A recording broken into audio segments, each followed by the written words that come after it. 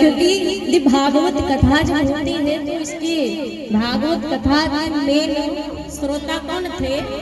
परीक्षित जी। तो परीक्षित जी का भाई जब जन्म नहीं होगा तो कथा कौन सुनेगा? बल्कि चाहे भी जितनी बैठे हो, अगर परीक्षित जी नहीं होंगे तो फिर सब बेकार है, क्योंकि मेन श्रोता परीक्षित जी हुए। तो जिस समय महाभारत का युद्ध चल रहा था कौरव और पांडवों के बीच में, युद्ध धीरे धीरे होते होते अपनी चरम सीमा पर पहुंच चुका था। भीम की गदा के द्वारा दुर्योधन की जंघा टूट चुकी थी। दुर्योधन रणभूमि में मूर्छित पड़ा है, अपने आप को असहाय, बेचैन, दुर्बल समझ रहा है। दुर्योधन कितने भाई थे? 100।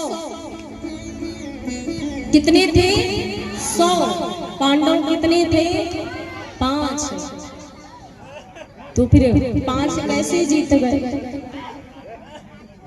ये महाभारत का युद्ध हुआ था कौरव और पांडवों के बीच में।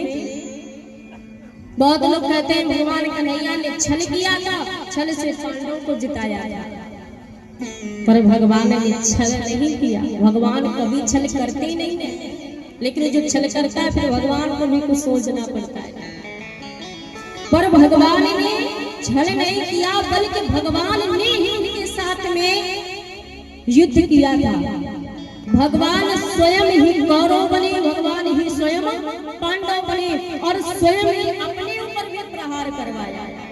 जो दुर्योधन था भगवान स्वयं दुर्योधन भी बने, अपने ऊपर ही भीम की गदा के द्वारा जंघा पर प्रहार करवाया। भगवान स्वयं युद्ध लड़े थे। तो जीत क्यों हुई पांडवों की? क्योंकि इनके साथ में भगवान स्वयं खड़े थे। और जो धर्म का युद्ध करता है, धर्म पर चलता है, नीति पर चलता है, जीवन में विजय उसी की होती। लेकिन जो अधर्म पर चलता है उसकी कभी जीत नहीं होती, जीवन में हार ही होती है। कोई भी हो,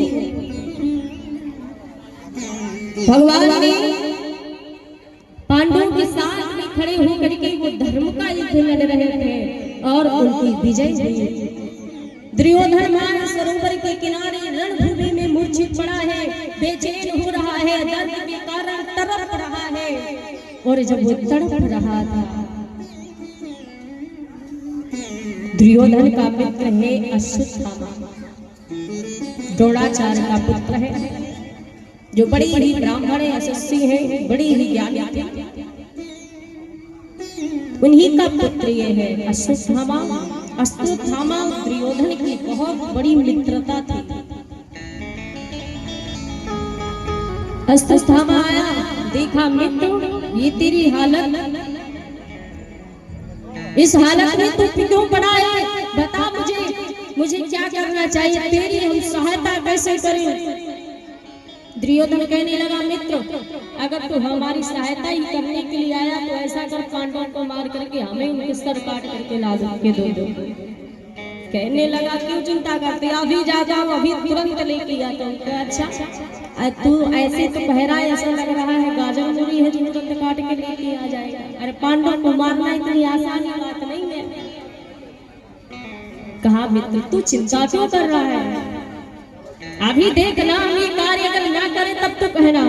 मित्र वही होता है जो अपने मित्र को सुख और दुख में साथ खड़ा रहे, सुखी हो चाहे दुखी हो उसका साथ दे। क्योंकि गोस्वामी तुलसीदास बाबा ने भी लिखा है कि जे ना मित्र दुख होई दुखारी, जे ना मित्र दुख होई दुखारी, दिन मित्र दुख होई दुखारी, दिन मित्र दुख होई दुखारी।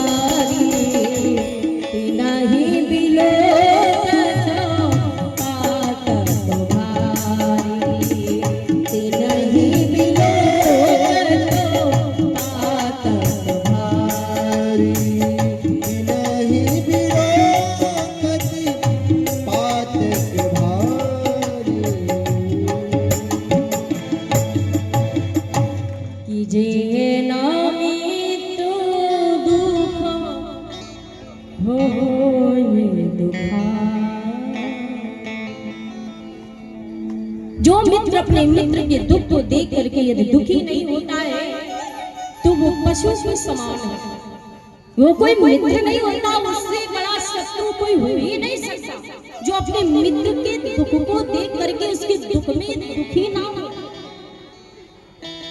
सबसे बड़ा मित्र वही है जो अपने मित्र के दुख को देख करके खुद दुखी हो जाए। अश्वत्थामा कह रहा है आप हमें आज्ञा तो दीजिए, अभी देखना हम पांडवों को मार करके कैसे सर काट के ला रहा है।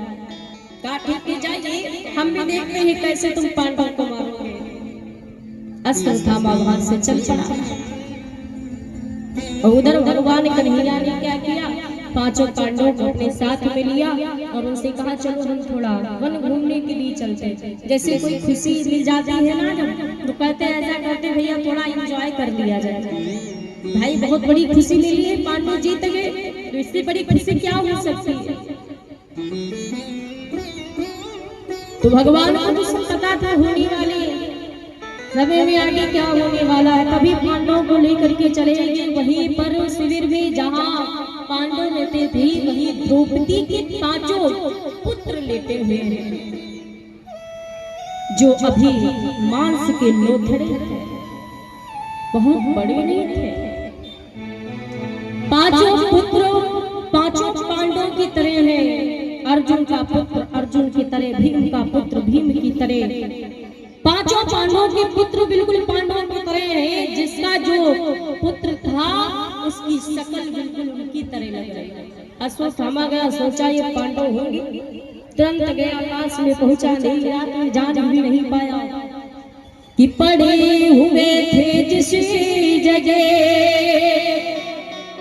ओ पंचाली के